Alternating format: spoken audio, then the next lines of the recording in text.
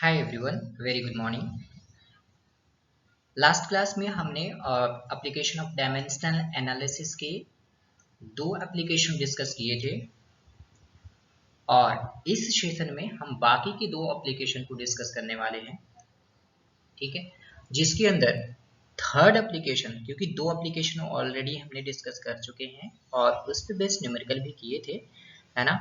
जिन्होंने नहीं देखा है वो डायमेंशन एंड मेजरमेंट का लेक्चर नंबर 7 को प्लीज देखकर इस लेक्चर को देखेंगे, बहुत अच्छे से समझ में आएगा। तो चलिए स्टार्ट करते हैं, है ना।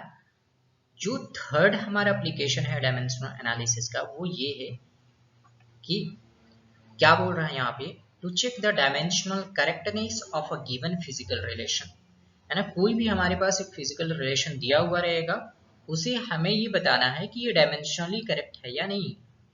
अब ये डायमेंशनली करेक्ट जो है ना, कैसे हमें चेक करना है, ये हमें प्रिंसिपल ऑफ होमोजेनिटी के बेस पे चेक करना है। प्रिंसिपल ऑफ होमोजेनिटी क्या होता है? प्रिंसिपल ऑफ होमोजेनिटी ये बोलता है कि डायमेंशंस ऑफ ईच टर्म, जैसे कोई भी फॉर्मूला ले लूं मैं, f is equal to m, ये बोलता है कि डायमेंशन ऑफ एच टर्म, जैसे f is equal to m है, तो इधर लेफ्ट हैंड साइड का जो टर्म हुआ हमारा फोर्स हो गया, है ना, और राइट हैंड साइड का जो पूरा टर्म हो गया वो हमारा क्या हो गया, m इंटू ए हो गया, m a हो गया। तो ये बोलता है, प्रिंसिपल ऑफ होमोजेनिटी बोलता है कि dimension of each term of an equation of this equations, dimension of each term of this equation must be same. मतलब जो डायमेंशंस f का होगा वही डायमेंशंस ma का होना चाहिए। मतलब यहाँ पे हमें LHS is equal to RHS करना है, किसके टर्म में, डायमेंशंस के टर्म में। तो अगर डायमेंशन दोनों तरफ सेम है, इक्वल है ना, सेम है, ठीक है, तो क्या कहलाएगा कि ये डायमेंशनली करेक्ट कहलाता है। क्या कहलाता है? Dimensional correct. अब एक चीज इसमें ये बड़ी इंपॉर्टेंट होती है कि जो इक्वेशन डायमेंशनली करेक्ट हो वो कोई जरूरी नहीं है कि वो फिजिकली भी करेक्ट हो। जैसे कि हम फॉर्मूला यहाँ पे ले आए कि s is equal to U T plus half A T square, तो यहाँ पे क्या हो गया, देखो भाई, ये हाफ क्या, एक कांस्टेंट टर्म आ गया यहाँ पर हमारा, हाफ क्या आ गया, एक कांस्टेंट टर्म आ गया, और कांस्टेंट टर्म का डायमेंशन नहीं होता, मतलब ये एक डायमेंशन लेस है। तो डायमेंशन लेस है तो वो वहां पे समझ में ही नहीं, वो पता ही नहीं आएगा, मतलब 1/2 डायमेंशन में हम नहीं ला पाएंगे। तो ये इसलिए यहाँ पे होता है, सिर्फ हम किसका डायमेंशन पता कर सकते हैं, एस का पता कर सकते हैं, यूटी का पता कर सकते हैं और एटी स्क्वायर का पता कर सकते हैं। ठीक है, तो हम यहाँ पे क्या बोल रहे हैं कि डायमेंशनली जो करेक्ट है वो कोई जरूरी नहीं है कि फिजिकली भी करेक्ट हो, फिजिकल, है ना, वो करेक्ट हो। मतलब कि हम डायमेंशनली से सिर्फ ये फाइंड कर सकते हैं S is equal to U T plus A T square, है ना। तो ये थर्ड एप्लीकेशन है, क्लियर, ये थर्ड एप्लीकेशन डायमेंशनल एनालिसिस का, है ना। अभी हम लोग डिस्कस करेंगे सभी का, हम एक एक करके ये जो हमारे पास न्यूमेरिकल है वो हमें उस न्यूमेरिकल में हमें फाइंड करने हैं कि LHS का जो डायमेंशन होगा वही RHS का आना चाहिए, तभी डायमेंशनली करेक्ट होगा। हम न्यूमेरिकल में ये डिस्कस करेंगे। फोर्थ जो एप्लीकेशन है डायमेंशनल एनालिसिस का, वो ये है कि ये हमें एज एक रिसर्च टूल की तरह काम करता है, कोई भी न्यू रिलेशन को डिराइव करने में, है ना, कोई भी न्यू रिलेशन को डिराइव करने में एक ये टूल की तरह काम करता है। क्लियर है, ये भी हम न्यूमेरिकल में देखेंगे कि वो किस तरह से टूल का काम कर रहा है, और उसी वक्त इस एप्लीकेशंस को दोबारा से हम रिपीट करेंगे। हालांकि न्यूमेरिकल हमें dimensional correctness of physical relation, इस पे अलग से न्यूमेरिकल है, ठीक है, इस पे हमारा न्यूमेरिकल जो है वो अलग से है, 4-5 न्यूमेरिकल, और कुछ 4-5 न्यूमेरिकल इससे है जो कि यहाँ पे दिया गया है। ठीक है, तो क्या आप सब रेडी हो? चले हम लोग स्टार्ट करते हैं। सबसे पहला जो एप्लीकेशन है हमारा डायमेंशनल एनालिसिस का, क्या है, to check the dimensional correctness of the physical relation, है ना।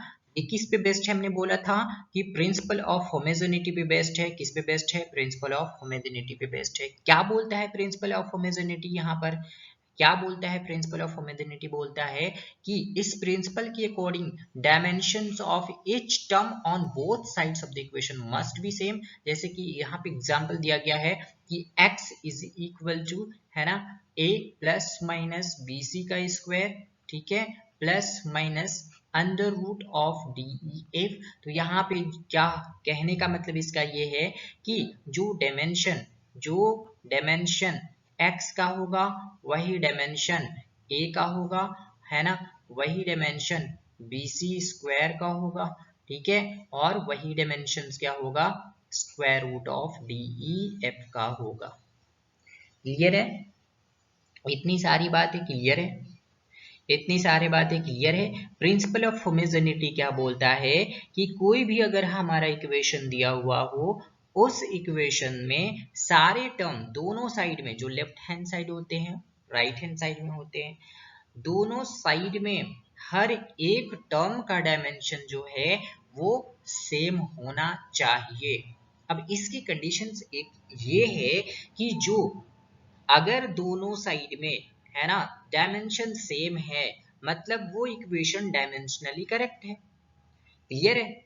अगर जो डायमेंशन हमें x का मिला वही डायमेंशन a का मिला, वही डायमेंशन bc स्क्वायर का मिला, वही dimension d square root of def का मिला, तो मतलब कि ये इक्वेशन हमारा सही है। और ये इक्वेशन अगर डायमेंशनली करेक्ट है तो ये कोई जरूरी नहीं है कि वो फिजिकली भी करेक्ट हो। क्लियर है? अगर कोई भी इक्वेशन डायमेंशनली करेक्ट है तो इसका मतलब ये नहीं, है ना, करेक्ट है तो करेक्ट है, डायमेंशनली करेक्ट है ना। क्लियर है? ये बात समझ में आ रही? करेक्ट है डायमेंशनली, अगर करेक्ट है तो करेक्ट है, बट इसका मतलब अगर वो डायमेंशनली करेक्ट है तो इसका मतलब ये जरूरी नहीं है, इसका मतलब ये बिल्कुल नहीं है, कतई नहीं कि वो फिजिकली भी करेक्ट हो। हमने एग्जाम्पल यहाँ पे लिया था कि अगर आप इस इक्वेशंस को डायमेंशनली प्रूफ करोगे, हमने न्यूमेरिकल में ये क्वेश्चंस को लिया है, डायमेंशनली प्रूफ करोगे कि क्या ये इक्वेशन सही है, तो आप वहां पे पाओगे कि आपका जो अकॉर्डिंग टू डायमेंशन आपका जो इक्वेशन आएगा वो ये आने वाला है, s is equal to U T plus A T square. Half आएगा ही नहीं, क्यों? क्योंकि हाफ वहां पे कांस्टेंट टर्म है और कांस्टेंट का हमारे पास यही डायमेंशन एनालिसिस का लिमिट भी होगा कि ये कांस्टेंट टर्म का, ट्रिग्नोमेट्रिक फंक्शंस का, है ना, लोगरिथम का, एक्सपोनेंशियल टर्म का, न्यूमेरिकल फैक्टर का इसके पास डायमेंशन नहीं होता, है ना। ये सारे टर्म डायमेंशन लेस होते हैं। क्लियर है ना? क्लियर है? तो हम ये सारे इक्वेशंस को अभी देखने वाले हैं न्यूमेरिकल में, है ना। तो पहला हमारा न्यूमेरिकल यहीं से स्टार्ट हो जाता है कि आप ये प्रूफ करो, क्या प्रूफ करना है कि v is equal to U plus A T ये डायमेंशनल करेक्ट है या नहीं है ना। जहां पे कांस्टेंट टर्म नहीं होते हैं उसको चेक करना और भी इजी हो जाता है। जैसे कि आप यहाँ पे क्या करो कि according to principle of homogeneity क्या बोलता है कि dimension of each term on both the side of equation must be same. यहाँ पे तीन टर्म है ना, ये फर्स्ट टर्म, सेकेंड टर्म और एट इज थर्ड टर्म।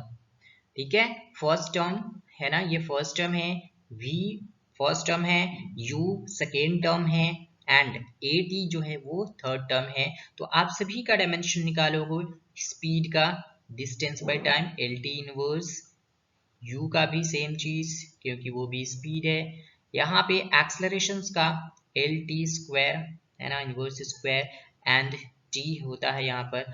तो ये एक t से एक t मर जाएगा तो क्या आ जाएगा, इसका भी डायमेंशन lt इनवर्स ही आ जाएगा। मतलब जितने भी यहाँ पे टर्म है इस इक्वेशन में, लेफ्ट हैंड साइड हो या राइट हैंड साइड हो, सभी का जो डायमेंशन है वो क्या है, सारे टर्म का जो डायमेंशन है वो क्या है, सेम है। इसका मतलब ये डायमेंशनली करेक्ट है और ऑब्वियसली यहाँ पे कोई कांस्टेंट नहीं है तो ये फिजिकली भी करेक्ट है, ये फिजिकली भी करेक्ट है। क्लियर है? क्लियर है? देखा हमने कैसे निकाला, सो ऐसे निकालना है। यहाँ पे हमने बहुत अच्छे से ये बता दिया है कि u क्या है, इनिशियल वेलोसिटी है, v क्या है, final velocity and a is the uniform acceleration, and T is the time. T क्या है यहाँ पर? टाइम है। So dimension formula of u is m0 lt inverse. यहाँ पे मास का कोई रोल नहीं है ना, स्पीड में मास का कोई रोल नहीं होता है, इसलिए मास का जो डायमेंशन है ना, स्पीड का dimension in term of mass क्या है? 0 है ना। और length L T inverse, speed का डायमेंशन क्या होता है? L T inverse. उसी तरह से v का है, उसी तरह से ए टी का है ना। इस ए टी का यहाँ पे m0 एल टी इनवर्स निकला हुआ है। तो इस तरह से यहाँ पे क्या है कि एवरी टर्म जो इस रिलेशन में दिया हुआ है, सारे टर्म्स का डायमेंशन क्या है? सेम है। इसीलिए ये जो है गिवन फिजिकल रिलेशन जो है वो डायमेंशनली करेक्ट है। क्लियर है? इतनी बातें क्लियर है? आगे बढ़े, चलो next question. The accuracy of relation v square minus u square is equal to 2as where v and u are final velocity। यहाँ पे mention किया हुआ है क्या है कि v and u are final and initial velocity, मतलब v जो है वो final velocity है and u जो है वो initial velocity है। v क्या है? final velocity है। u क्या है? initial वेलोसिटी है। ठीक है। And a is the acceleration, ये सभी हम लोग को 9th क्लास से ही पता होते हैं, इनफैक्ट 8th क्लास से ही। a is the acceleration, a is the s is distance here, है ना। ये सारी चीज मेंशन किए हुए। हमने क्या बोला था कि फिजिकल प्रिंसिपल ऑफ होमोजेनिटी क्या बोलता है कि dimension of system of an equation on both side of the equation must be same. So हम सबसे पहले देखो, अब यहाँ पे अगर डायमेंशन निकालो तो v का स्क्वायर, ये 3 टर्म है ना, ये 3 टर्म है। क्लियर है? तो सारे टर्म का डायमेंशन आप निकालना शुरू करो। स्पीड का डायमेंशन क्या होगा? Dimension of speed is equal to, must be equal to dimension of, है ना, v square u square must be equal to dimension of 2as। हालांकि यहाँ पे 2 का कोई डायमेंशन होगा नहीं क्योंकि ये कांस्टेंट है, न्यूमेरिकल फैक्टर है। सो v का डायमेंशन जो होगा L T inverse whole power 2 as usual, u का भी L T inverse whole power 2। और यहाँ पे क्या होने वाला है? एक्सेलरेशन का L T to the power -2 और s क्या डिस्टेंस है? तो यहाँ पे L ही होगा। तो क्या आप देख रहे होगे यहाँ पे L2 हो जाएगा, t टू द पावर -2 हो जाएगा, ये डायमेंशन हो गया v का, है ना, v स्क्वायर का। और u स्क्वायर का डायमेंशन भी L2 t to the power -2 हो गया, और as का भी L2 t to the power -2 हो गया। तो यहाँ पे डायमेंशन ऑफ क्या है? each term on both side of the equation must be same, then we can say that v square minus u square is equal to 2as is dimensionally correct equation। dimensionally correct equation, clear है? dimensionally correct equation। आगे बढ़े, आगे बढ़े। Okay, check whether the relation s is equal to ut plus half at square is dimensional correct or not, where symbol have their usual meaning। आपने previous questions में देखा observe किया होगा, है ना, कि हम जो वहाँ पे लिमिट बताए थे कि ये न्यूमेरिकल फैक्टर का डायमेंशंस नहीं, वो न्यूमेरिकल फैक्टर जो होते हैं वो डायमेंशनलेस होते हैं। तो 2 का वहाँ पे कोई रोल नहीं था जब हम डायमेंशन फाइंड कर रहे थे। यहाँ पे भी हाफ जो दिया हुआ है, यहाँ पे देखो आप हाफ दिया हुआ है, इसका भी कोई रोल नहीं होगा, उसको हम इग्नोर करेंगे। ठीक है, उसको हम क्या करेंगे? इग्नोर करेंगे। अब यहाँ पे क्या दिया हुआ है कि भाई s is equal to ut plus, है ना। तो पहला जो थर्ड एप्लीकेशन यहाँ पे था, मतलब इस लेक्चर का पहला एप्लीकेशन डायमेंशन ऑफ एनालिसिस का, है ना, क्या था कि हमें डायमेंशनली करेक्ट है या नहीं ये चेक करना है ना, ये चेक करना बताता है कौन? Dimensional analysis. s is equal to ut plus half at square है यहाँ पर, तो हमें ये बताना है ये डायमेंशनली करेक्ट है या नहीं है ना। तो उससे पहले हमें ये पता होना चाहिए कि s यहाँ पे क्या है, u क्या है, t क्या है, a क्या है ना। तो s यहाँ पे यूजुअल बोला है कि ये सभी का एक यूजुअल मीनिंग है, मतलब हम ये देखें कि s is equal to distance, u is equal to initial velocity, t is equal to time and a is equal to uniform acceleration, है ना, acceleration भी बोल सकते हैं नॉर्मली। सो अगर ये डिस्टेंस है, एस क्या है यहाँ पे डिस्टेंस, एस क्या है डिस्टेंस, और डिस्टेंस का जो डायमेंशन होता है वो एल होता है। ठीक, प्रिंसिपल ऑफ होमोजेनिटी के अकॉर्डिंग हमें क्या बताया गया है कि जो डायमेंशन एस का होगा वही डायमेंशन यूटी का होगा, है ना, और वही डायमेंशन इसका होगा एटी स्क्वायर का होगा। अब यहाँ पे इससे पहले हमें ये चीज फाइंड करने होते हैं कि टर्म कितने हैं, तो एक टर्म है, दो टर्म है और ये तीन टर्म है, इसलिए मैंने ये तीन पार्ट में डिवाइड कर दिया। अब ये एस जो है वो इसका डायमेंशन एल, यूटी का dimension L T inverse into T, ये टी जो है तो इसका ये तो कट जाएगा, डायमेंशन क्या बच गया एल, इज इक्वल टू ये L T to the power -2 और इनटू में टी का स्क्वायर, तो ये भी टी स्क्वायर कट जाएगा, क्या बचा सिर्फ डायमेंशन ऑफ एल, है ना, ये भी एल, ये भी एल, सभी का डायमेंशन सेम, मतलब इसको लिख सकते हैं हम m0 l1 t0, क्लियर है, m0 अगेन l1 t0, है ना, m0 l1 t0, मतलब dimensions on both the side of the equation must be same, dimension of this term on both the side of the equation must be same, यहाँ पे half का कोई role नहीं, मतलब according to dimension हमारे पास जो formula बनकर आ रहा है s is equal to U T plus A T का स्क्वायर, लेकिन क्या ये सही है,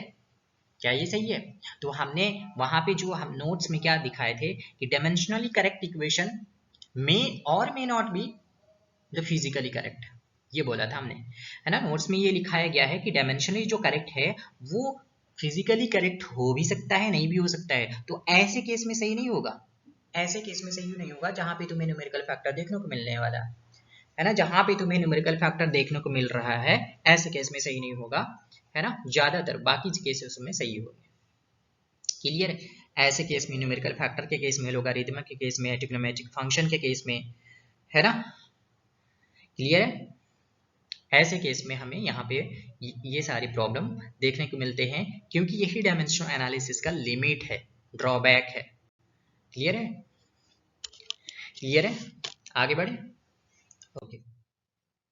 अब यहाँ पे थोड़ा सा जो लेवल ऑफ द क्वेश्चंस है ना, लेवल ऑफ द क्वेश्चंस है थोड़ा हाई होते जा रहा, सो होना भी चाहिए, ठीक है, find out the unit and dimension of the constants a and b in the van der Waals equation p plus a by v square whole into v minus b is equal to rd, where p is the pressure, v is volume, r is gas constant, t is the temperature, ठीक है, तो ये relation एक दिया हुआ है, हमें इसमें से a and b का, है ना, ए एंड बी जो कांस्टेंट है, इस टर्म में इन्होंने बोला है कि ए एंड बी कांस्टेंट है, उसका unit as well as dimension निकाल कर बताना है, ठीक है, एज वेल एज डायमेंशन निकाल कर बताना है।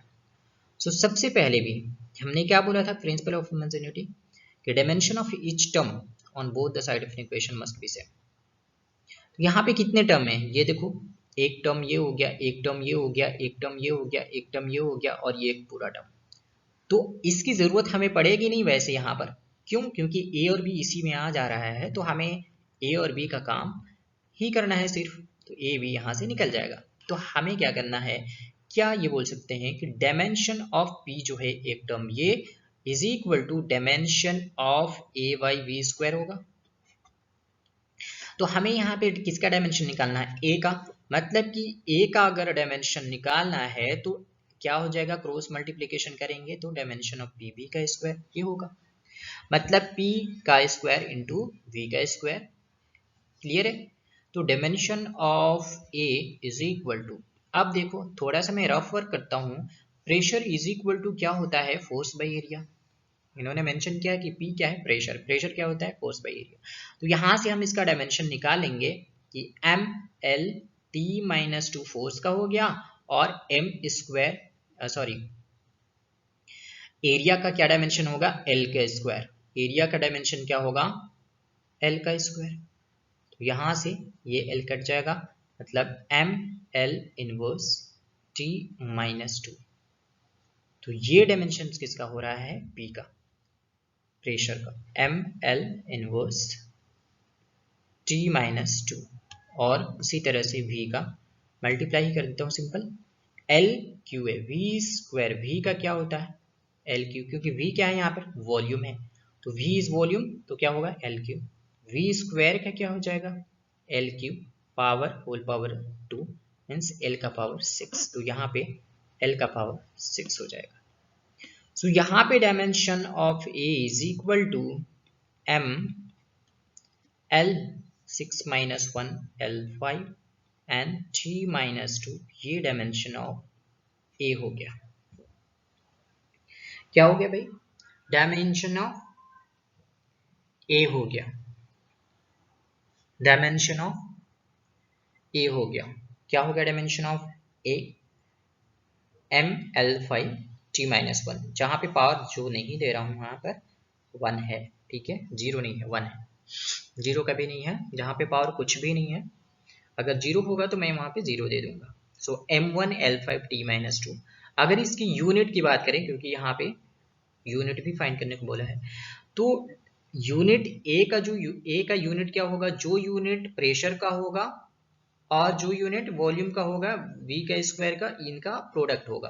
तो प्रेशर का क्या होता है, प्रेशर का देखो फोर्स बाई एरिया, यहां से आप देखो फोर्स बाई एरिया तो न्यूटन पर मीटर स्क्वायर, मैं यहां से क्या कर दूं न्यूटन पर मीटर स्क्वायर, और v क्या है वॉल्यूम l है ना, तो ये मीटर क्यूब हो जाएगा, वॉल्यूम का यूनिट मीटर क्यूब, और मीटर क्यूब का पावर 2, मीटर क्यूब का पावर 2 कितना हो जाएगा मीटर क्यूब, मीटर का पावर 6, तो यहाँ पे मीटर का पावर 6, तो क्या हो जाएगा कितना बचे यहाँ पे न्यूटन पर मीटर का पावर 4, न्यूटन पर मीटर का पावर 4, ये यूनिट हो गया अल्फा का, यूनिट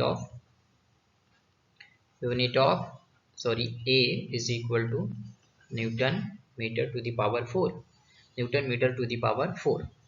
अब इसी तरह से हम किसका निकालेंगे भाई बी का तो और इजी है, क्योंकि वहां पे दो जो टर्म दिया हुआ है v माइनस बी, तो जो डायमेंशन v का होगा वही डायमेंशन p का होगा, सॉरी b का होगा, जो डायमेंशन v का है वही डायमेंशन किसका होगा भाई, किसका होगा इसका होगा, dimension of v is equal to dimension of b, तो यहाँ तो सीधा सीधा निकल कर आ रहा है, डायमेंशन क्या हो जाएगा इसका एल क्यूब, इसको और अच्छे से लिखें तो क्या हो जाएगा m0 एल क्यूब t0, ये डायमेंशन किसका होगा b का। यूनिट क्या हो जाएगा, तो सीधा सीधा दिया हुआ है ना b का unit of b is equal to क्या वॉल्यूम है, और वॉल्यूम का यूनिट क्या होता है भाई, वॉल्यूम का यूनिट बच्चा भी बता देगा, यूनिट ऑफ b, वॉल्यूम का यूनिट क्या होता है भाई मीटर क्यूब, सिंपल, ठीक है। यूनिट ऑफ किसका हो जाए बी का, सॉरी यूनिट ऑफ बी का मैं पहले से ही लिख रहा था, यूनिट ऑफ बी वही होगा जो यूनिट ऑफ वी का होगा, इसलिए यहाँ पे क्या है मीटर क्यूब, क्या है मीटर क्यूब। आगे बढ़े, आगे बढ़े, जो समझ में नहीं आ रहा है वो आप कमेंट्स में कर सकते हो कि हमें ये समझ में नहीं आ रहा है, ठीक है। आगे बढ़े, ओके। ये क्वेश्चंस दिख रहा है थोड़ा कॉम्प्लेक्स, बट जितना कॉम्प्लेक्स हम सोचते हैं कुछ क्वेश्चंस के बारे में, है ना, कुछ क्वेश्चंस के बारे में बहुत बुरा सोचते हैं, बट वो उतना बुरा होता नहीं है, होता है ना इंसान, कुछ कुछ ऐसे इंसान होते हैं, कोई ऐसे होते हैं जिनके बारे में हम बहुत ही बुरा सोचते हैं, वो इंसान सही नहीं होगा, ये होगा वो होगा, यहाँ पे फ्यूचर टेंस लगा हुआ रहता है ना, कि ये होगा वो होगा, बट उसके अंदर समझ रहे हो बात, ये अंदर झांक कर देखो तो वो समझ में आता है कि वो कैसा है। तो ये उसी तरह से ये क्वेश्चंस क्या है बहुत कॉम्प्लेक्स देखने को दिख रहा है, बट ऐसा है नहीं, बहुत ही इजी है, देखो समझना है बस। A famous relation in physics relates the moving mass m to the rest mass m naught। अब यहाँ पे ये मूविंग मास है ना, और ये रेस्ट मास है, ठीक है। डायमेंशन दोनों का अलग होगा, ठीक है ना, डायमेंशन दोनों का क्या होगा, अलग है, क्योंकि ये मूविंग मास है और ये रेस्ट मास है। पागल हो गए हो, मूविंग हो या रेस्ट हो, मास है तो मास ही तो है, और मास का डायमेंशन सेम ही रहेगा, वो किसी भी केस में हो, मूव कर रहा हो या रेस्ट पे हो, नाच रहा हो, गा रहा हो, कुछ भी कर रहा हो, हारमोनियम बजा रहा हो, कुछ भी कर रहा हो, मास इज मास, और मास का डायमेंशन क्या होगा, कैपिटल एम ही होगा, किसी भी केस में चेंज नहीं होगा। Of a particle in terms of its speed v है and speed of light c है, और ये भी बोल रहा है कि this relation first arose as a consequence of the special theory of relativity due to Albert Einstein. A boy recalls the relation almost correctly but forgets where to put the constant c. He writes m is equal to, उसने formula क्या लिखा, m is equal to m naught divided by 1 minus v square whole to the power 2। इसको ऐसे भी लिख सकते हैं, m is equal to m naught divided by under root 1 minus v square। अब ध्यान से सुनना, उसे C कहाँ पे पुट करना है वो ये भूल गया है ना, उसे C कहाँ पे पुट करना है ये भूल गया, उसे यहाँ पे पुट करना है या यहाँ पे पुट करना है या यहाँ पे पुट करना है, मतलब वो भूल गया कि उसे C कहाँ पे पुट करना है, राइट, वो ये भूल गया। तो अब ध्यान से सुनना, यहाँ पे वही एप्लीकेशन लगाएंगे डायमेंशन एनालिसिस का, कौन सा, कि dimension of system on both the side of an equation must be same. Clear है ना, dimension of system on both the side of an equation must be same. तो यहाँ पे एक टर्म ये है ना, है ना, अगर ये एक टर्म है देन ये एक टर्म है, ये एक टर्म, ये तो न्यूमेरिकल फैक्टर हो गया, क्लियर है, ये तो न्यूमेरिकल फैक्टर हो गया। तो अगर हमें इसका LHS का डायमेंशन RHS के डायमेंशंस के बराबर करना है तो समझो इसमें देखो क्या करना पड़ेगा, क्या करना पड़ेगा बताओ, क्या करना पड़ेगा, अगर LHS का डायमेंशन मतलब m का डायमेंशन m नॉट के बराबर करना है तो ऑब्वियसली ये सारी चीज जो डिनोमिनेटर में दिया हुआ है उसको हमें बिल्कुल एलिमिनेट कर देना पड़ेगा, ठीक है। अगर हमें m का डायमेंशन m नॉट के बराबर है ना, ये लेफ्ट हैंड साइड का जो डायमेंशन है राइट हैंड साइड के डायमेंशंस के बराबर करने हैं तो ये पूरा एलिमिनेट कर देना पड़ेगा। अब ये हमें सिर्फ सोचना है कि ये एलिमिनेट कैसे होगा, क्या हम यहाँ पे v स्क्वायर लगा दें, बट v स्क्वायर हमें लगाना ही नहीं है, वो तो सिर्फ पूछा है कि c कहाँ पे पुट होगा, क्या v और c दोनों सेम चीज है, ऑब्वियसली v क्या है, v स्पीड है, c क्या है, cv स्पीड है, दैट डजंट मैटर कि v ह्यूमन बॉडी का स्पीड है और c स्पीड ऑफ लाइट है, दोनों स्पीड ही तो है। अगर स्पीड है तो स्पीड बाई स्पीड इसका डायमेंशन क्या होगा, स्पीड दोनों स्पीड कट जाएगा ना तो स्पीड का डायमेंशन क्या होगा, कट गया, वो डायमेंशनलेस हो गया ना। तो इसका मतलब ये था कि m is equal to M naught whole divided by under root of 1 minus V square divided by C square में करूं तो क्या ये चीज सही है, क्या ये चीज सही है कि ये पूरा टर्म कट गया है ना, ये पूरा टर्म क्या हो गया, कट गया, ठीक है, तो ये पूरा टर्म क्या हो जाएगा, डायमेंशनलेस हो गया। सो जो डायमेंशन, अब यहाँ पे जो डायमेंशन ये मूविंग मास का है वही डायमेंशन क्या हो जाएगा, रेस्ट मास का, है ना। तो ऐसे क्वेश्चंस को हमें देखने हैं कि हम ये भी चेक कर सकते हैं कि अगर हम यहाँ पुट कर सकते हैं करते हैं तो क्या होता है, क्या डायमेंशन ये करेक्ट होगा, अगर हम यहाँ पुट करते हैं तो क्या डायमेंशन करेक्ट होगा, हमने जैसे बताया था, ठीक है, अगर हम यहाँ पे पुट करते हैं क्या डायमेंशन करेक्ट होगा, क्योंकि डायमेंशनली करेक्ट इनकरेक्ट देखना हमें आ गया है, सो हम उसी के हेल्प अभी लेंगे। क्लियर है, क्लियर है, ठीक, आगे बढ़े, ओके ओके। तो ये डायमेंशन एनालिसिस का चौथा एप्लीकेशन है जो किसी भी न्यू रिलेशन को डिराइव करने में ये एक टूल की तरह काम करता है। किसकी तरह? टूल की तरह काम करता है। अब टूल की तरह कैसे? अगर कोई चीज हमारे पास दिया हुआ रहेगा, कोई चीज हमारे पास कैसे दिया हुआ रहेगा, क्या दिया हुआ रहेगा? एक सिंपल सा वही फॉर्मूला ले लें। कौन सा फॉर्मूला ले बताओ, कौन सा फॉर्मूला ले लें? F is equal to M ए।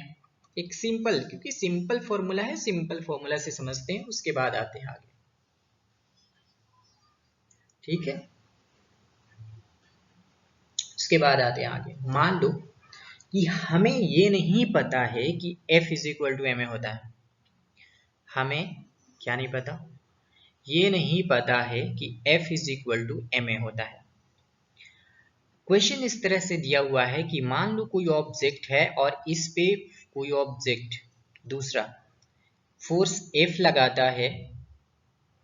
ठीक है, क्या लगाता है? फोर्स F लगाता है, और जिस ऑब्जेक्ट पे F फोर्स लगा रहा है उसका मास m है।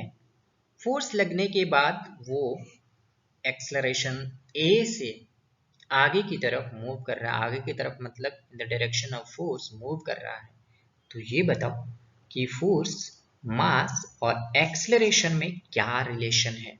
क्वेश्चन ऐसे रहेगा, फोर्स, मास, एक्सलरेशन में क्या रिलेशन है?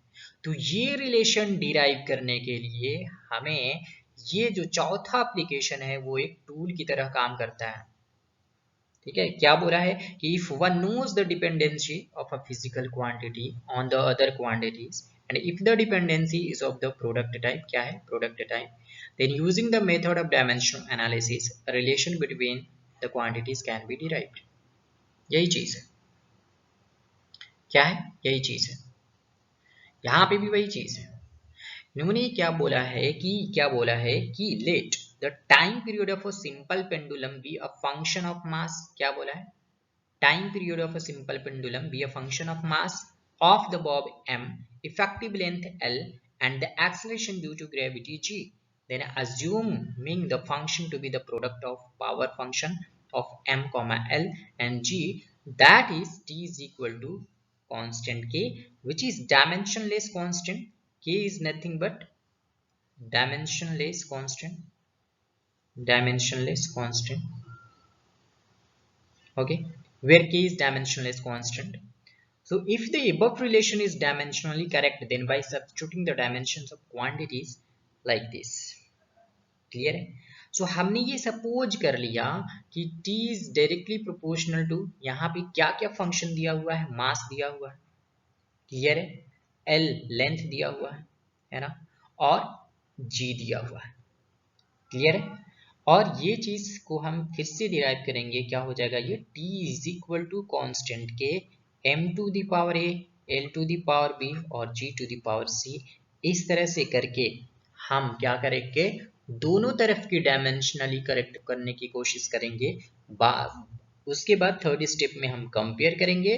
जो भी ए बी सी का वैल्यू आएगा वो ए बी सी का वैल्यू फाइनली हम यहाँ पे जो भी आएगा वो पुट कर देंगे एंड देन फाइनल रिलेशन हो जाएगा हमारा। तो इसमें हमारा जो a का वैल्यू आया है ना, इसमें जो हमारा a का वैल्यू क्या आया है? 0 आया है। a का वैल्यू क्या आया? 0। तो m पावर 0 डायमेंशन, मतलब कि ये मास यहाँ पे है ही नहीं। क्या है? ये मास यहाँ पे है ही नहीं। l to the power b, b का वैल्यू क्या है? 1/2 है, और g का वैल्यू क्या आया है? मतलब c का वैल्यू क्या आया है? -1/2। मीन्स कि t is equal to k under root l to the power 1/2 का मतलब रूट के अंदर, और यहाँ पे -1/2 का मतलब क्या है? डिवाइडेड में, मतलब स्क्वायर रूट ऑफ l/g हो जाएगा। और ये जो फाइनल इक्वेशन हमारा आया है k, एक्सपेरिमेंटली ये फाउंड किया गया है कि k जो होता है वो 2π होता है, और जो बाकी का रिलेशन एज इट इज, तो फाइनल रिलेशन हमारा टाइम पीरियड और ये इसके बीच जो रिलेशन आया वो ये आया t is equal to 2π under root l/g। और ये एक्सपेरिमेंटली फाइंड किया हुआ है कि जो डायमेंशनलेस कांस्टेंट k यहाँ पे है, k is equal to 2π। Clear है? क्लियर है? न्यूमेरिकल देखेंगे वेरी वेरी क्रिस्टल क्लियर होगा। ठीक है, कैसे हमें इस एप्लीकेशन को अप्लाई करना है यहाँ पर, चलो न्यूमेरिकल से सीखते हैं। देखो अब यहाँ पे क्या है, क्या रिलेशन समझ में आ रहा है यहाँ पे बताओ, क्या यहाँ पे कुछ रिलेशन समझ में आ रहा है? सिर्फ ये ओरली बोल दिया, क्या बोला है, for a particle to move a circular orbit uniformly, centripetal force is required, which in fact depends upon mass, velocity v, and radius r of the circle. Express centripetal force in terms of this quantity. मतलब हमें centripetal force let suppose to be F, हमें क्या करना है, express करना है centripetal force को in terms of mass, in terms of v, in terms of r. Clear है? तो हम ये सब मान लेते हैं, ये सब मान लेते हैं कि F is directly proportional to mvr, और we can say F is equal to k mvr और m to the power a v to the power b r to the power c, ये चीज हम मान लेते हैं। अभी वही चीज लगाते हैं प्रिंसिपल ऑफ होमोजेनिटी। कैसे? देखो डायमेंशन क्या बोला था, dimension of system of an equation must be same on both side. So F का जो डायमेंशन होगा, F का जो डायमेंशन होगा वही डायमेंशंस क्या m का होगा, जो कि whole to the power a, वही डायमेंशंस क्या v का होगा, whole to the power b है, वही डायमेंशंस क्या r का होगा, whole to the power c। ठीक है, यहाँ पे मैं स्मॉल m ही लेता हूँ अभी, है ना, यहाँ पे स्मॉल m ही लेता हूँ। सो f का dimension we know already ml2 mlt minus 2, यहाँ पे capital M power a, velocity है तो lt इनवर्स पावर b, और ये डिस्टेंस है, radius is nothing but distance, so l inverse c, l to the power c। तो यहाँ पे अब देखो m का पावर 1, l का पावर 1, t का पावर माइनस 2, है ना, एक स्टेप और आगे बढ़ेंगे देन फाइनल आंसर आ जाएगा m power 1, l power 1, t minus 2। ठीक है, m पावर कितना है a, और कहीं m नहीं है यहाँ पे, ना ही यहाँ पे। l का पावर यहाँ पे देखो, m का पावर तो यहाँ पे a था, अब l का पावर क्या है, l का पावर b और यहाँ पे c, तो ये दोनों ऐड हो जाएगा, मतलब l का पावर जो है b प्लस c हो जाएगा। उसके बाद t में आ जाएंगे तो -1 t का पावर -1 है इंटू b, तो t का पावर -b, और यहाँ पे कहीं पे भी t नहीं है। ठीक है, कहीं पे भी t नहीं है, तो ये हमारा फाइनल हो गया। अब यहाँ पे दोनों में हम कंपेयर करेंगे तो m to the power a, यहाँ पे m टू द पावर 1, दोनों में कंपेयर करेंगे और हमें a का वैल्यू 1 मिलेगा। l का पावर b प्लस c और l का पावर 1, तो b plus c is equal to 1, and t का पावर -b और -b, और यहाँ t का पावर -2, तो ये -2 आ गया, मीन्स कि b का power b is equal to कितना हो रहा है 2, और यहाँ से 2 plus c is equal to 1, ये b का वैल्यू सब्स्टिट्यूट कर देंगे यहाँ पर, सो c इज इक्वल टू -1 आ रहा है। तो अब देखो हमारे पास क्या रिलेशन आ रहा, f इज इक्वल टू के m का पावर a था, a का वैल्यू कितना है 1 है, a का वैल्यू कितना है 1 है, v का पावर b था, b का पावर कितना है 2 है, और r का पावर c है, तो c का वैल्यू कितना है -1, मीन्स कि f इज इक्वल टू के m v square by r, ये हमारा फाइनल रिलेशन है in between of f m v and r। Clear है? देखा हमने कैसे ही सिर्फ ये ऐसे ही बोला है ना, मतलब सिर्फ लिखा है कि ये है, किसी ऑब्जेक्ट पे फोर्स लगाएंगे, मतलब सेंट्रीपिटल फोर्स लगाएंगे, वहां पे एक ऑब्जेक्ट है, ऑब्जेक्ट भी वेलोसिटी गेन करेगा, और जिस सर्कुलर ऑर्बिट जैसे सर्कल के अराउंड वो मूव करेगा, रोटेट करेगा, उसका रेडियस r है, तो सेंट्रीपिटल फोर्स और बाकी जो टर्म दिए हुए हैं मास, वेलोसिटी एंड रेडियस, उनमें क्या रिलेशन है। F is equal to mv square by r, के यहाँ पे डायमेंशन कांस्टेंट है, के यहाँ पे। ठीक है, ठीक है, समझ में आया, समझ में आया। चलो एक और भी देखते हैं क्वेश्चन।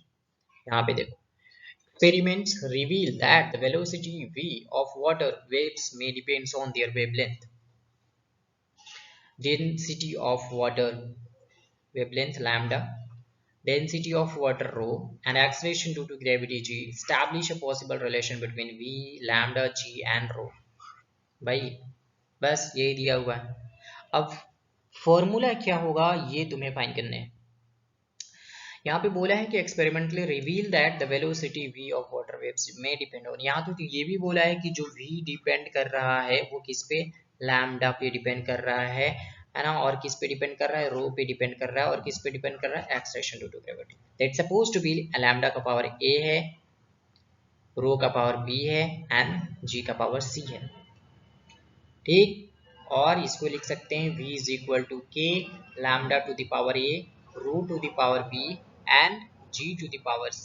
एंड वही से फिर से प्रिंसिपल ऑफ होमोजेनिटी अप्लाई करेंगे। Dimension of v is equal to क्या चीज, यहाँ पे कंबाइंड डायमेंशंस निकालेंगे सभी का, है ना, मीन्स की lambda to the power a into rho to the power b into g to the power c। So भी एल टी इनवर्स, यहाँ पे m0 है ना, हम लिख सकते हैं, नहीं भी लिखेंगे कोई दिक्कत नहीं, m0 L T inverse. Lambda क्या है, is nothing but distance, wavelength क्या distance, so l to the power a।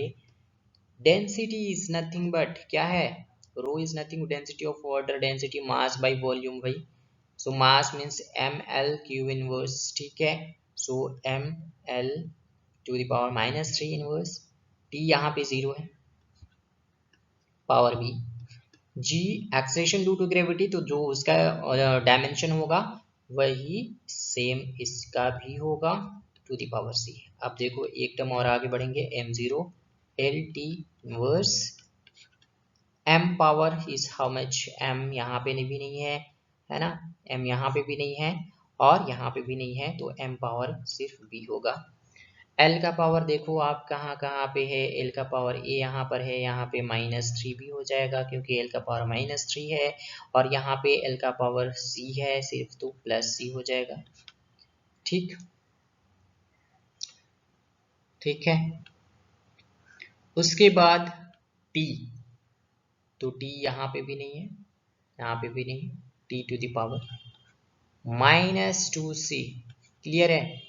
अब ये B तो 0 हो गया भाई, देखो तो कंपेयर करेंगे m to the power 0 m to the power b, b तो 0 हो गया, कंपेयर करो भाई, ये m0 L1 है ये, तो a -3b plus c is equal to 1, दूसरा term -2c t to the power -2c is equal to t to the power -1, तो c इज इक्वल टू 1/2। अब देखो a, तो a माइनस ये पूरा 3 इंटू 0 क्योंकि b का value 0 plus c is equal to 1, c का वैल्यू 1/2 है, पुट कर दो भाई, c का वैल्यू कितना है 1/2, तो a is equal to 1 minus 1/2 कितना हो जाएगा, 1/2 हो जाएगा, 1 माइनस 1/2 1/2। देखो क्या क्या आ रहा है, अब क्या क्या आ रहा है, v is equal to K lambda to the power a लिखा था हमने, और सिर्फ उसी का वैल्यू पुट करना है, lambda to the power a rho to the power b g to the power c। So v is equal to K lambda, a का वैल्यू कितना है भाई, a का वैल्यू किधर गया 1/2, ठीक है, और रो का वैल्यू किधर गया, रो टू द पावर b खत्म, रो टू द पावर 0 हो गया, तो g to the power c, तो g to the power 1/2 again, और यहाँ से ये किसका होता है भाई, जिसके ऊपर पावर 1/2 हो, जिसके ऊपर पावर 1/2 हो उसके साथ क्या होता है, इसका मतलब वो रूट के अंदर है, so v is equal to K under root of lambda into में g, ये हमारा फाइनल आंसर है, v is equal to K, मतलब ये कि v is equal to K under root lambda G, वहां पे डेंसिटी जो है उसका कोई रोल नहीं है, उसका कोई रोल नहीं है, क्या नहीं है, उसका कोई भी रोल नहीं है। So v is equal to constant K under root lambda G, यही रिक्वायर्ड सॉल्यूशन हमारा बनकर आता है। क्लियर, आगे बढ़े। ओके, अब यहां पे दिया हुआ है कि if the velocity of light c, gravitational constant g, Planck's constant h are chosen as a fundamental units, then find the dimension of mass in new system। अब देखो यहाँ पे सिर्फ बोल दिया कि मास का डायमेंशन आप निकालो इस सिस्टम में, मतलब कि हमें c और कैपिटल G और h जो लेना है वो as a fundamental unit, fundamental लेना है, और मास का है ना न्यू सिस्टम में, मतलब इस सिस्टम में जो यहाँ पे सिस्टम दिया हुआ है उस सिस्टम में मास का डायमेंशन निकाल कर बताओ। तो मास का डायमेंशन भाई, मास इस पे डिपेंड कर रहा है velocity of light c, g और h पे। मैं यहाँ पे x y z ले रहा हूँ क्योंकि यहाँ पे c ऑलरेडी है। So mass is equal to k c to the power x, g to the power y और h to the power z। So dimension of mass is equal to c to the power x, g to the power y and h to the power z। सो इसका dimensions m, ठीक। और अच्छे से अगर मैं इसको लिखता हूँ तो dimension of m1 l0 t0, speed of light है तो lt inverse to the power x। g भाई, g का यूनिट, g का डायमेंशन क्या होगा? So g is equal to होता है f into R square m1 into m2। अब ये ग्रेविटेशनल फोर्स से तुम यहाँ ये रिलेशन निकाल सकते हो, f is equal to G m1 m2 by R square. So यहाँ से g जो हो जाएगा mlt माइनस 2, फोर्स का यूनिट, फोर्स का डायमेंशन, रेडियस डिस्टेंस l का स्क्वायर, और ये m टू द पावर 2। तो क्या जा रहा है यहाँ से देखो, m inverse l cube t to the power minus 2, ठीक है, और फुल पावर y है h। अब यहाँ पे फिर से देखो h क्या है, प्लैंक्स कांस्टेंट। हम लोग एनर्जी, प्लैंक्स कांस्टेंट और फ्रीक्वेंसी में रिलेशन जानते हैं, तो हम लोग वहां से निकाल सकते हैं E is equal to h into F, और यहाँ से h is equal to E by F. Energy का यूनिट होता है ml2 t माइनस 2, और ये फ्रीक्वेंसी का डायमेंशन t इनवर्स। तो ये ऊपर जाएगा तो ml2 और t वो प्लस हो जाएगा, माइनस 1 हो जाएगा, है ना। यहाँ पे ये जाएगा तो ये प्लस 1 हो जाएगा, तो 1 minus 2 minus 1 ml2 t minus 1। Clear है?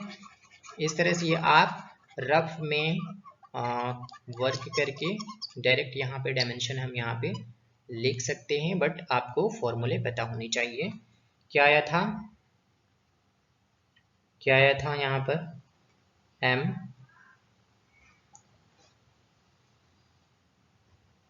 है ना, क्या आया था यहाँ पर,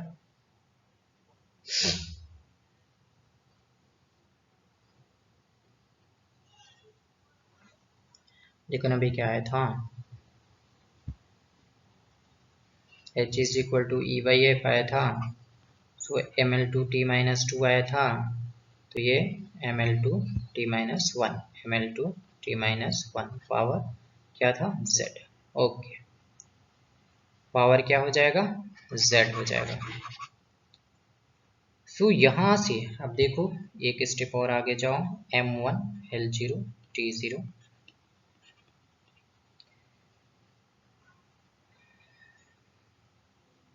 क्या क्या आ रहा है यहाँ पर, m to the power minus 1, m to the power minus y, और यहाँ पे m to the power z, तो y प्लस z, ठीक। l to the power x, यहाँ पे l to the power plus 3y, इसके बाद l to the power plus 2z, ठीक। l टू द पावर क्या हो गया, 2z हो गया, है ना। l टू द पावर क्या हो गया, 2z हो गया। उसके बाद t आता है, t माइनस x, उसके बाद यहाँ पे t -2y, यहाँ पे t -z। देख, तो यहाँ पे क्या क्या आ रहा है, -y कंपेयर करेंगे हम यहाँ पर, सो -y प्लस z, क्योंकि m का पावर -y प्लस z, यहाँ पे m का पावर 1, मीन्स कि z is equal to y। Is correct और ना? नहीं, देखो यहाँ पे क्या है, देखें का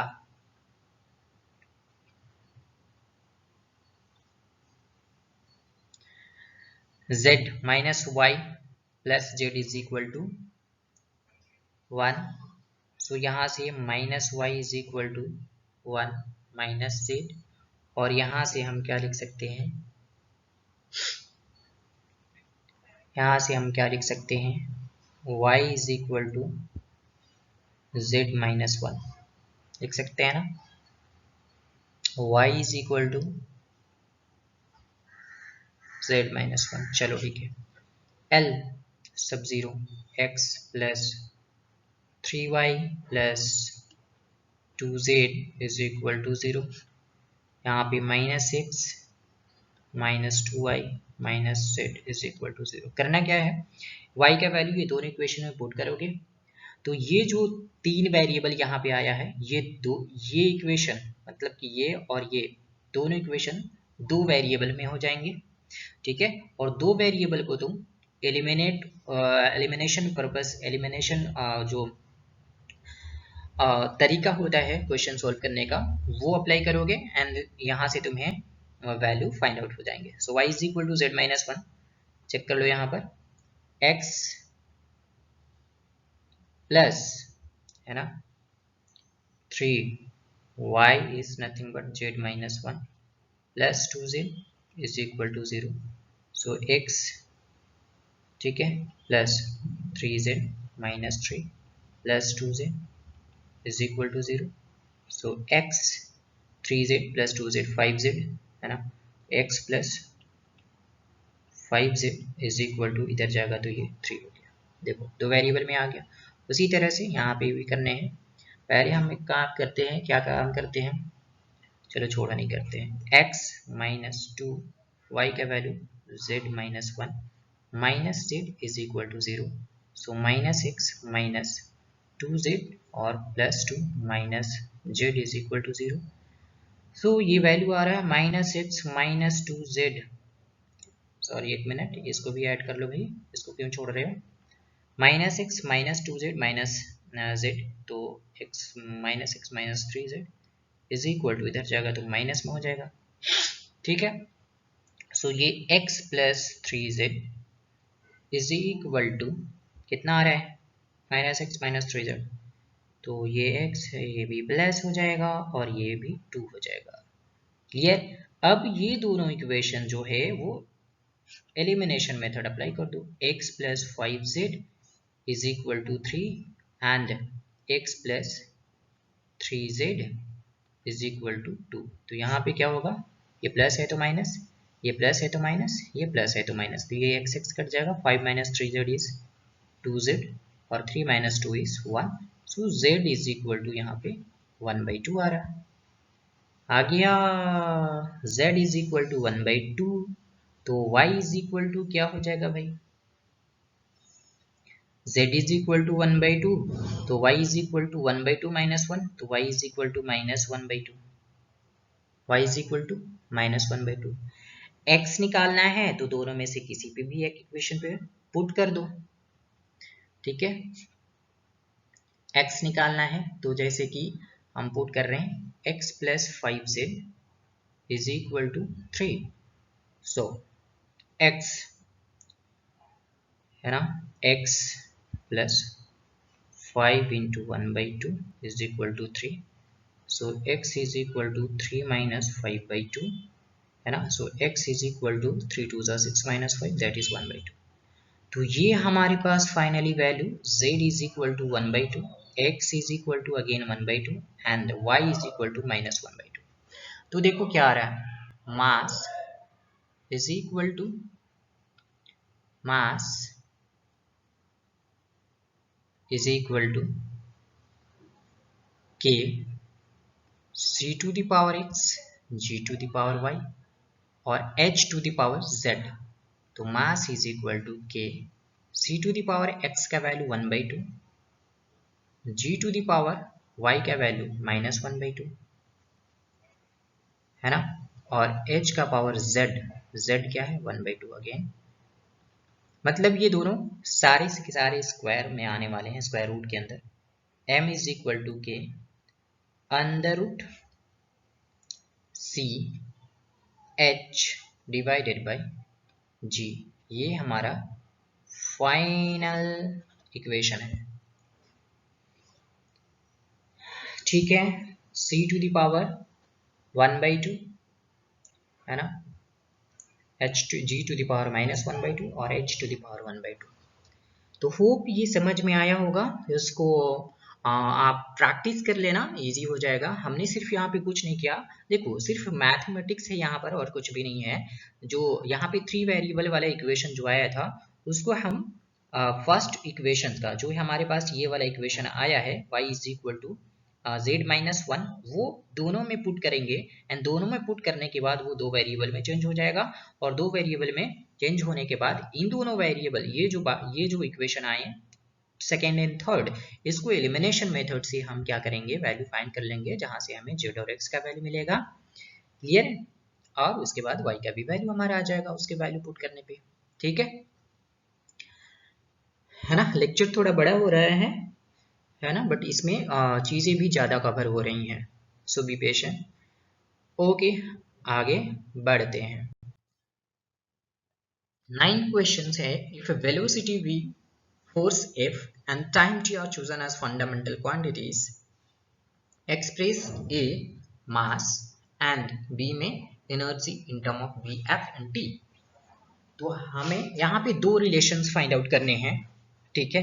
पहला रिलेशंस ये बोल रहा है कि ये सारी चीज तो दिया हुआ है। पहला हमें रिलेशंस फाइंड करने हैं कि M जो है ना, वो क्या है, V, F और T पे किस तरह से डिपेंड करता है।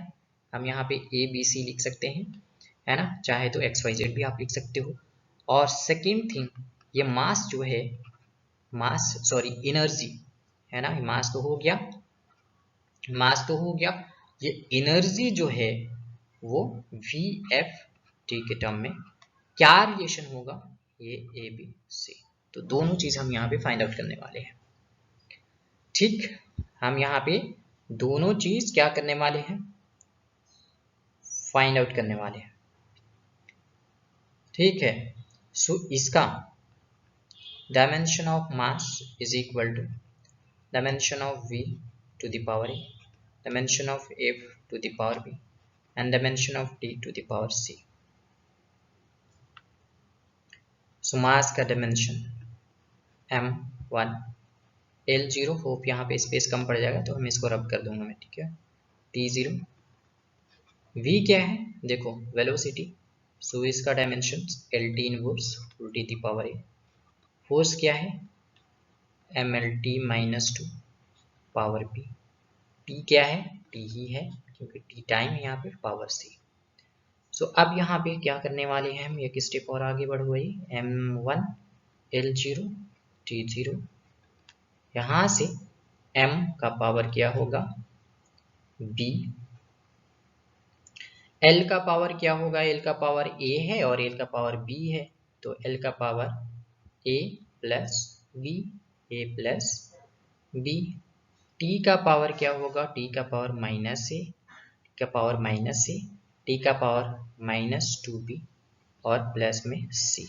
सो यहाँ पे आप फाइंड करोगे B, कंपेयर करने के बाद after comparing B is equal to 1, ठीक है, और L का पावर 0 है, so A plus B is equal to 0 and minus A minus 2B plus C is equal to 0 है। So B is equal to 1, so A is equal to -1 है ना, A plus B, so A plus 1 is equal to 0, so A is equal to -1। अब यहाँ पे यही value put करेंगे, A is equal to -1, so minus A is equal to 1, so -2 into B is equal to, B का value क्या है यहाँ पे 1 है, plus C is equal to क्या है, 0 हो जाएगा। तो यहाँ पे सी 1 माइनस 2 इज -1, तो सी इज इक्वल टू 1। ठीक है, 1 माइनस 2, इधर क्या होगा, -1, मतलब -1 plus C is equal to 0, तो सी इज इक्वल टू 1।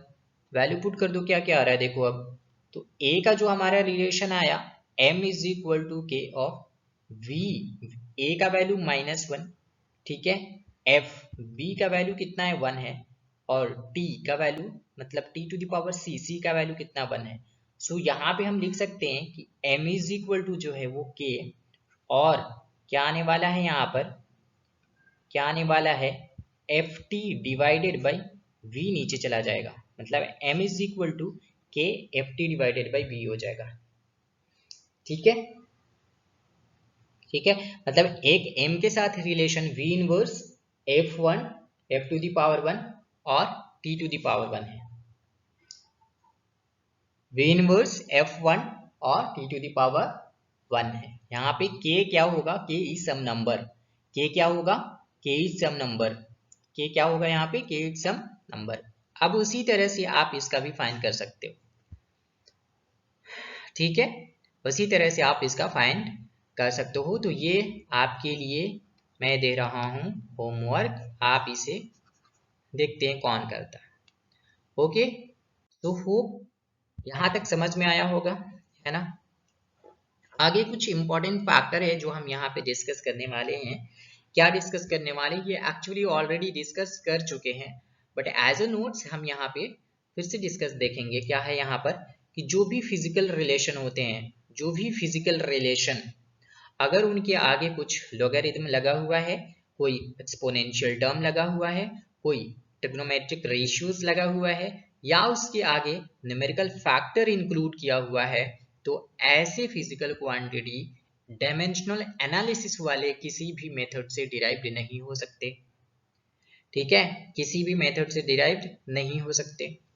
दूसरा फैक्टर हमें ये बोल रहा है कि अगर कोई भी रिलेशंस में, जैसे कि बहुत सारे होते हैं ना, s is equal to U T plus half A T square, इस तरह से वहां पे प्लस होगा माइनस होगा, क्या होगा क्या पता, यहाँ पे प्लस होगा माइनस होगा, क्या होगा क्या पता। फिर कैसे फाइंड करोगे, क्या डायमेंशनल एनालिसिस ये तुम्हें बता रहा है कि इसके बीच में जो ऑपरेशन है वो सब्ट्रैक्शन होगा, एडिशन होगा, या डिवीजन होगा, या मल्टीप्लिकेशन होगा, बता रहा है क्या, नहीं बता रहा।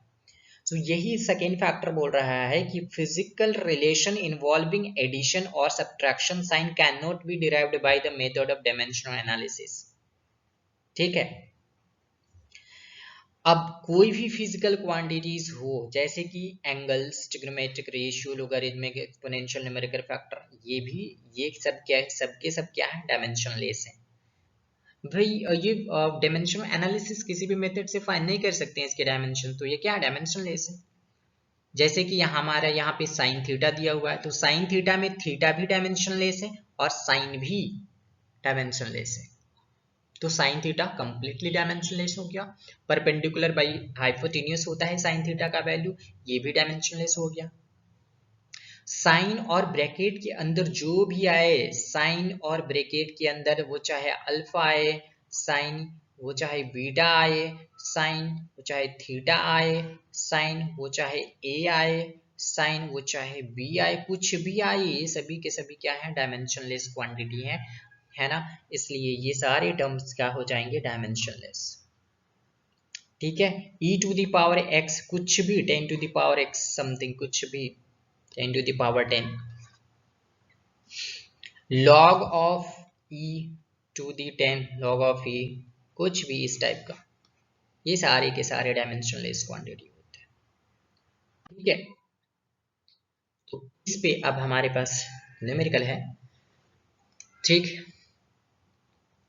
if alpha is equal to f by v square sin beta, here v is velocity, f is force, t is time, find the dimension of alpha and beta।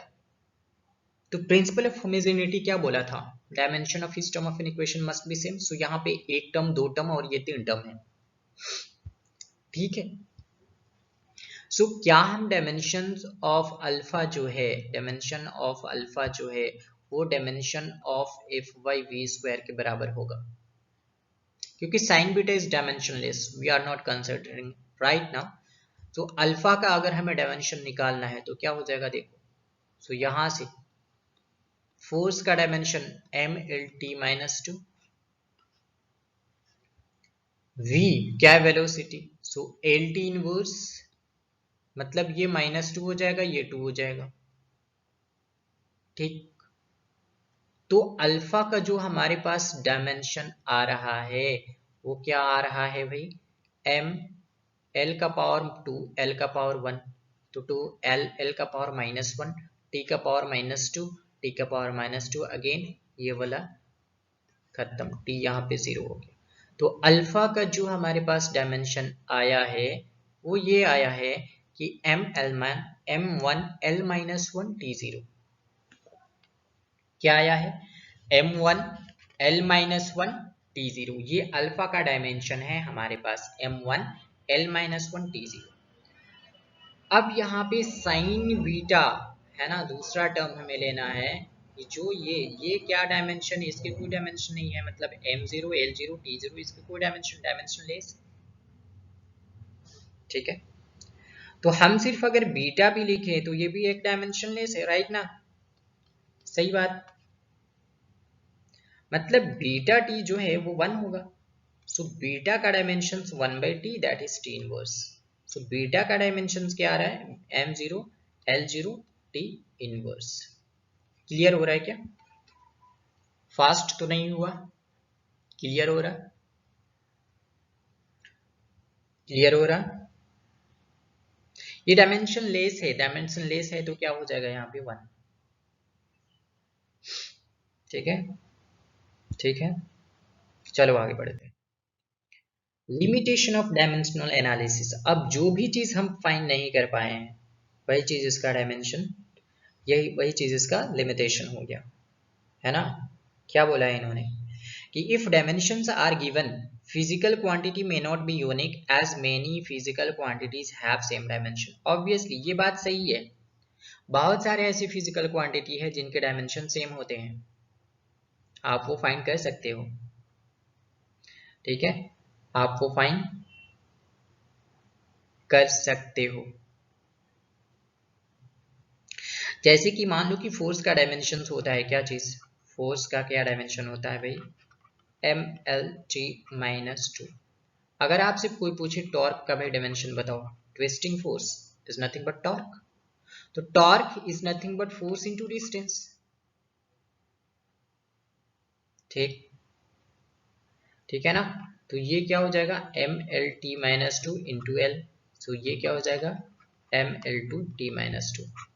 कहीं पे देखा है आप इसे, टॉर्क के अलावा कहीं और देखा है आपने ऐसे ये डायमेंशनल फॉर्मूला, कहीं पे देखा है, ऑब्वियसली ये वर्क का भी डायमेंशन है, ऑब्वियसली ये एनर्जी का भी डायमेंशन है, आप चेक कर लेना,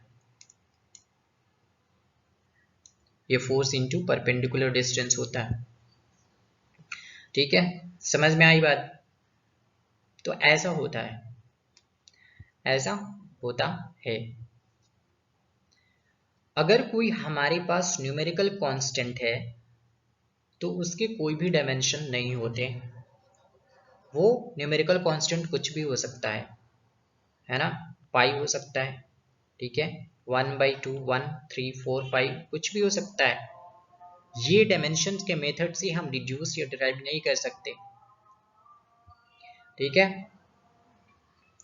एंड ये जो हमारे the method of dimension can not be used to derive relation other than the product of power function, for example. तो कोई भी ऐसा अगर हमारे पास चीज आ जाए जिसके इसके अलावा s is equal to U T plus half A T square और y is equal to A sine omega T, तो ये इस थ्योरी से नहीं डिराइव होगा। हमने क्या बताया था कि जहां पे कोई भी कांस्टेंट आ रहा है या कोई जैसे एडिशन सब्ट्रैक्शन बीच में क्या होगा, मल्टीप्लिकेशन या डिवीजन होगा, है ना, हम इस वाले मेथड से डिराइव, जैसे कि यहाँ से यहाँ पे क्या है s is equal to U T plus half A T square, तो हम ये चीज डिराइव नहीं कर सकते डायमेंशनल एनालिसिस से, ठीक है, बट ये चेक कर सकते हैं कि ये डायमेंशनली करेक्ट है या नहीं, ये हमें डायमेंशनल एनालिसिस ने ये अथॉरिटी दिया है, मतलब डायमेंशनल एनालिसिस ने इतना हेल्प जरूर किया है कि हम डायमेंशनली करेक्ट इनकरेक्ट चेक कर सकते हैं, बट हम ये नहीं चेक कर सकते कि क्या कि जो कांस्टेंट है वो कहाँ पर है, कांस्टेंट जो है वो कहाँ पे है, या कांस्टेंट का डायमेंशन हम नहीं निकाल सकते। क्लियर है? क्लियर है?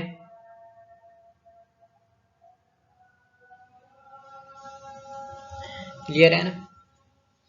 और ये बोला है the method of dimensions can not be applied to derive formula, method of dimension cannot be applied to derive formula if in mechanics a physical quantity depends on more than 3 physical quantities, as then there will be less number 3 of equation than unknowns. However, still we can check the correctness of a given equation dimensionally. For example, t is equal to 2 pi under root 1 by mcl cannot be derived by theory of dimension, but its dimension correctness can be checked. इस तरह का बोल रहा है कि अगर 3 से ज्यादा हो, है ना, मैकेनिक्स में जैसे कोई ऐसी फिजिकल क्वांटिटी जो 3 से ज्यादा अदर फंडामेंटल क्वांटिटीज पे डिपेंड करते हैं, तो उसको हम ये नहीं बता सकते वो कितने पे डिपेंड कर रहे हैं, बट उसका डायमेंशनली करेक्ट और इनकरेक्ट चेक कर सकते हैं। क्लियर? फिफ्थ नंबर में है कि if even if physical quantity depend on 3 physical quantity, है ना, कोई भी ऐसा फिजिकल क्वांटिटी है जो कि 3 फिजिकल क्वांटिटी पे डिपेंड कर रहा है, out of which 2 have same dimension, जिनमें कि 2 का डायमेंशन सेम है, तो formula can not be derived bye theory of dimensions. तो उस केस में डायमेंशंस के हेल्प से हम फॉर्मूला डिराइव नहीं कर सकते। एग्जांपल जैसे फ्रीक्वेंसी का formula of a tuning fork, है ना, formula for the frequency of a tuning fork क्या होता है, f is equal to D by L square. v can not be derived by the theory of dimension but can be check. ठीक है, f is equal to d by l square into v cannot be derived by the theory of dimension but it can be dimensionally can be checked. So hope यहाँ तक समझ में आया होगा, है ना। लिमिटेशन ऑफ डायमेंशनल एनालिसिस तक कोई भी दिक्कत हुआ होगा आप मुझे फ्रैंकली कमेंट्स में कर सकते हो कि यहाँ समझ में नहीं आया, मैं दोबारा से उस लेक्चर को दोबारा से रिपीट करूँगा जहाँ पे मिस्टेक हुआ होगा। बाकी जितने लोगों को समझ में आए, है ना, प्लीज़ आप इस वीडियो को शेयर करो, सब्सक्राइब करो, जिन्हें ज़रूरत है उनको ये हेल्प करेगा। ठीक है, शेयर करो, आप कमेंट्स करो, है ना, जहाँ पे दिक्कतें आई हैं वो आप मुझसे कमेंट्स में डायरेक्टली बता सकते हो, मैं उसको करेक्ट करने की कोशिश करूँगा। Thank you so much.